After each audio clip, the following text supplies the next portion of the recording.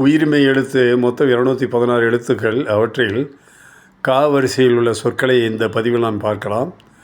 பாருங்கள். கா கடிதம், கண் கனவு, ஞா சொல் இல்லை, சா சந்திப்பு சந்திரன், ஞா ஞமலி நாய் என்று பொருள், டா டமாரம் ஒரு இசைக்கருவி, டன்னகரம் அல்லது 3 சிலை நாய் என்று சொல்லுவார்கள், பொருள் இல்லை.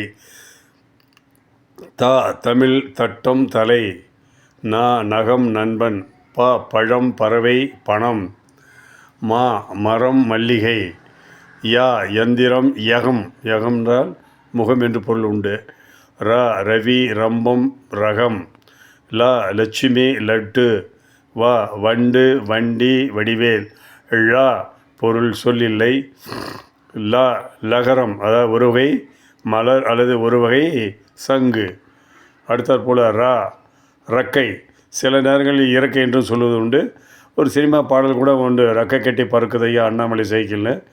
அடுத்து கடைசியாக 2 சொல்லினா சொல்லில்லை.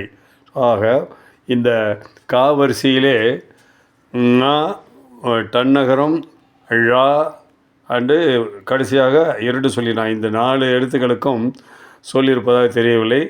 அன்பு கூர்ந்து இந்த பதிவை பார்க்கக்கூடிய அன்பர்கள் இந்த பதிவிற்கு கமெண்ட் செய்யும்படி அன்போடு கேட்டுக்கொள்கிறேன். மற்றவர்களுக்கு ஷேர் செய்யுங்க. தமிழை நம்ம வளர்க்கலாம். தமிழ் சுலபமான மொழி தான். பல பதிவுகளை சொல்லி கொண்டிருக்கேன். இப்போ விடுப்பு அரையாண்டு விடுப்பு இதை குழந்தைங்களுக்கு சொல்லிக் கொடுங்க. கமெண்ட்டில் பதிவு பண்ணுங்கள். ரொம்ப சந்தோஷம், மகிழ்ச்சி. இந்த அரையாண்டு விடுமுறை குழந்தைங்க நல்லபடியாக கழியணும்னா இந்த மாதிரி ஒரு நல்ல ஒரு செயலில் ஈடுபடுங்க. தமிழை வளர்ப்போம், தமிழால் இணைவோம், தமிழால் வளர்வோம். வாழியவே பல்லாண்டு.